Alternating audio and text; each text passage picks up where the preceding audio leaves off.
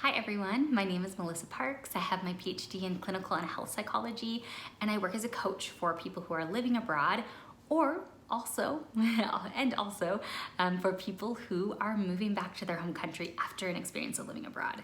So those people are sometimes called repats, or people who are going through the repatriation process. Repatriation is really difficult, and it's not a topic that gets talked about enough in expat life. So this month I wanted to make sure to talk about this topic of repatriation. It's something I went through myself last year when I moved back to my home country, and I was just so grateful that I had helped support clients through their own repatriation process, so I knew what I needed to do to help get prepared. It didn't make it like a bumpless ride, it didn't make it completely smooth, but it definitely made it smoother. So today I want to share with you 5 tips of how you can make your own repatriation process smoother as well. So the first thing that you want to think about is actually preparing before you even move back home, if that's possible. If you're already repatriated, don't worry, you can still do this now. But what you want to do is you want to make sure that you say goodbye to the place that you've called home. So that might mean saying goodbye to the specific city or the country.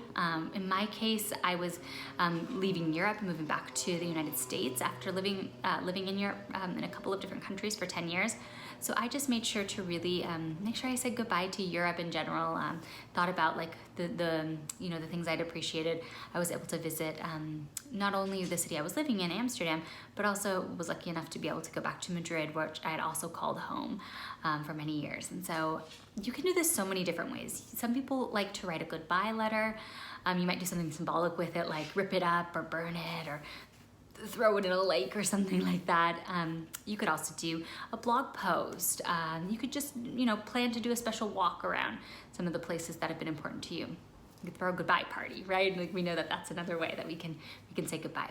But even though goodbyes are hard, I really encourage you to say goodbye, because it's so important, such a helpful way for us to close one chapter so we can open the next chapter of the place that we're moving to next. So another thing to do is a lot of times, so this is number 2, thinking about not only the logistical to-do list of the move home, so not just about packing and airline tickets and all that stuff. Obviously, all of that is really important. You need to know where your kid's gonna go to school if you're moving back with children. But we also really need to think about the mental and emotional pieces. And for any of you who are parents out there, or maybe have a tendency in your romantic relationship to put somebody else's needs ahead of you, please focus on yourself during this time too. Really carve out that time to make sure you're taking care of your own needs. And so maybe that's doing yoga, maybe it's going on walks, whatever kind of exercise you like, listening to music, taking baths, getting massage. It can be really small things too, but just making sure that those things don't get pushed to the back burner during this process.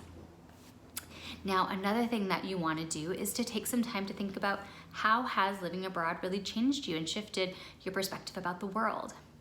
I talked about this in my video last week, so you can look for that. It's that Are You a Triangle video. And the whole video is about the importance of, when we move back home, we've changed. And we usually have a shifted personality, maybe a more global perspective. And so just taking some time to think about how has living abroad really changed me, and what can I do? What are those pieces that I want to bring with me? Just kind of bringing some awareness to that can be really helpful. And again, if you're already back home, don't worry, you can do this work right now as well. Now, another piece too that's really important is a lot of times when people are moving back home, they're thinking about it moving back, right? Like to a familiar place, to a comfortable place. And often that's what prompts people to move home, is the fact that it's gotten too stressful living abroad, or they're looking forward to some familiarity. And that's okay, but it's just important to know that you might not find that, at least not right away. So I think it's more helpful to think about moving to your home country and prepare for it in the same way you would prepare for moving to a brand new country.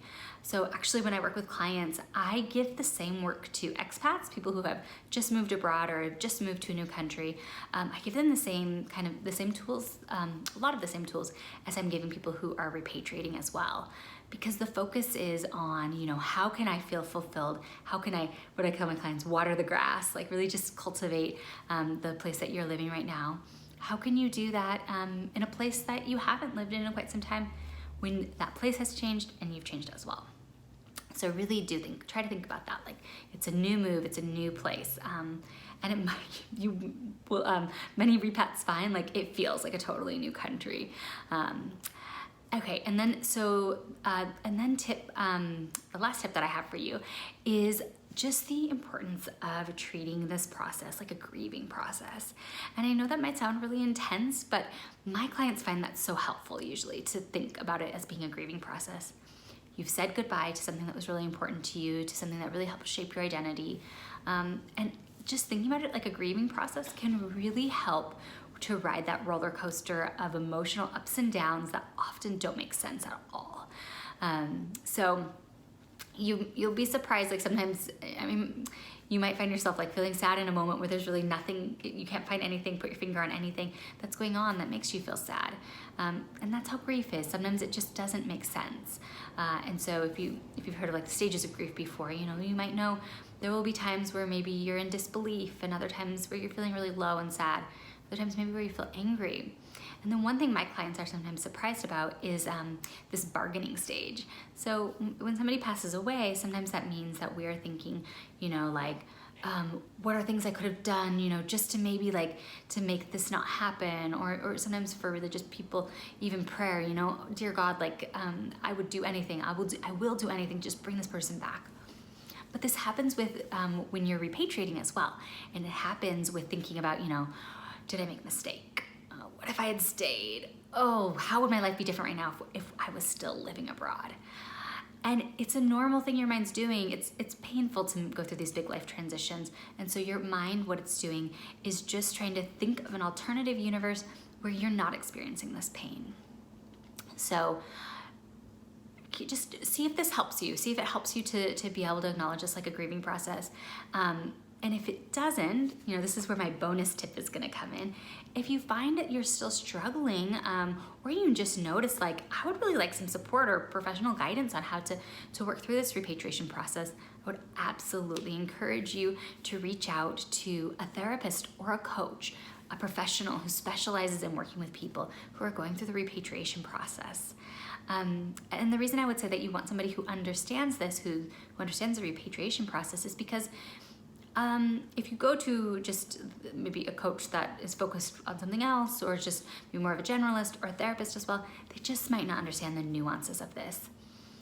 Another great thing about working with a professional is it can be you can get really individualized support, because everybody's repatriation story is different, and it's especially going to be different if you're not just moving by yourself. If you're moving with your partner, sometimes that's a partner who hasn't lived in the country before, or moving with children.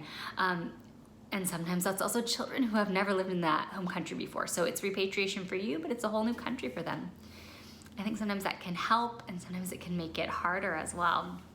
So like I said, each story is unique and different, but don't hesitate to reach out and ask for support.